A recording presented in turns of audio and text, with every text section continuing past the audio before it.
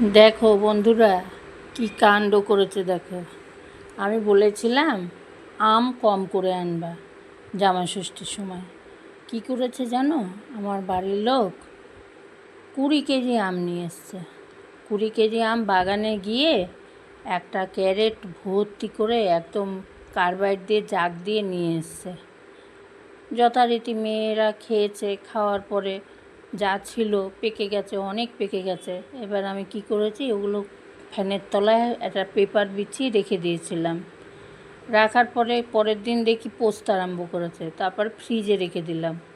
ফ্রিজে রাখার পরেও দেখো সব পচে যাচ্ছে, থাকছে না।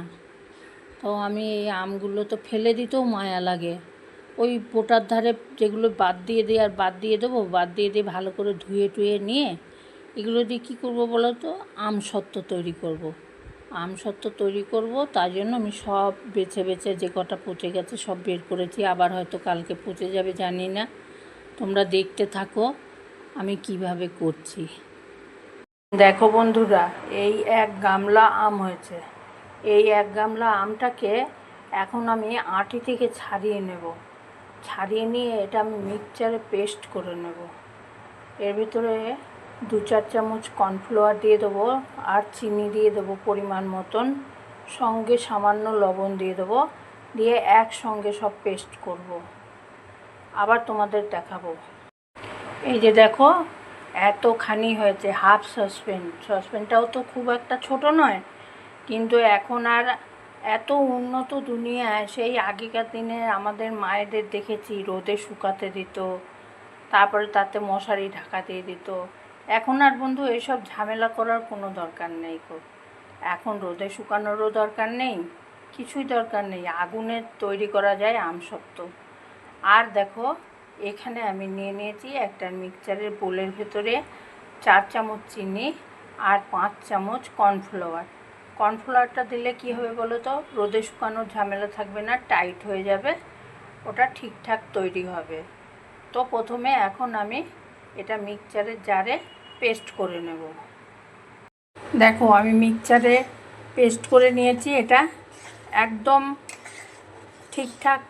কর্নফ্লাওয়ার কোথাও এক টুকরো গোটাও নেই, কেউ কিচ্ছু নেই, সাদাও দেখা যাচ্ছে না, আর চিনিটাও পুরো পেস্ট হয়ে গেছে। এখন আমি গ্যাসের ওভেনটাকে জ্বালিয়ে দেব। জ্বালিয়ে দিয়ে এটা এখন জাল করতে থাকবো। এটা ভালো করে মিশিয়ে নিলাম, যেহেতু আমি দুবারে এটাকে পেস্ট করেছি। আর কি করতে হবে, এটা ভালো করে জাল দিয়ে নিয়ে থালায় ঘি মাখিয়ে নেবে। একদম তেল দেবে না, তেল দিলে তেল চিটে গন্ধ হয়ে যাবে রেখে দিলে। আর ঘি মাখালে তোমার সারা বছর থাকবে, কিচ্ছু হবে না। তো প্রথমে চলো কড়াই গ্যাসে আগুনটা জ্বালিয়ে দিই। এটা কিন্তু গ্যাসে বসিয়ে দিয়ে কন্টিনিউ নাড়তে হবে 10 থেকে 15 মিনিট। যতক্ষণ না এটা পাকটা ঠিকঠাক না হবে ততক্ষণ কন্টিনিউ নাড়তে হবে। তার কারণ এতে কর্নফ্লাওয়ার দেওয়া আছে, না হলে এটা তলায় লেগে যাবে। তো তোমরা কি করবে, এটা সবটা রেডি করে নিয়ে এটা গ্যাসে বসিয়ে দিয়ে কন্টিনিউ নাড়তে থাকবে। তাহলে দেখবে এর কালার এবং তলায় লাগবে না, একটু গন্ধও হবে না, কিচ্ছু হবে না। এইবার দেখো আমসত্ত্ব আমার ঠিকঠাক হয়েছে। আমি এর ভেতরে একটু কাজু নিয়ে একবার ঘুরিয়েই ভাঙা ভাঙা করে দিয়ে দিয়েছি। ছেলেপেলেরা খাবে তো, ভালো লাগবে খেতে। কাজু ঘরে আছে, ওই জন্য আমি একটু দিয়ে দিলাম। কেনা জিনিস তো আমরা সব সময় খাই, তাই না বলো? এখন আমি এটা একটা থালার ভেতরে ঢেলে দেবো। ভিডিওটা ভালো লাগলে লাইক, শেয়ার, কমেন্ট করো। যদি ইউটিউব থেকে দেখো তাহলে পরে আমার চ্যানেলটাকে সাবস্ক্রাইবার করে দিও। ফেসবুক থেকে করলে আমাকে ফলো করে দিও। যে দেখো আমি থালায় ঢেলে দিয়েছি এটাকে। এটা এখন ঠান্ডা হবে, তারপর ফ্রিজে ঢুকিয়ে রাখবো, তারপরে আমি সাইজ করে কেটে নেব।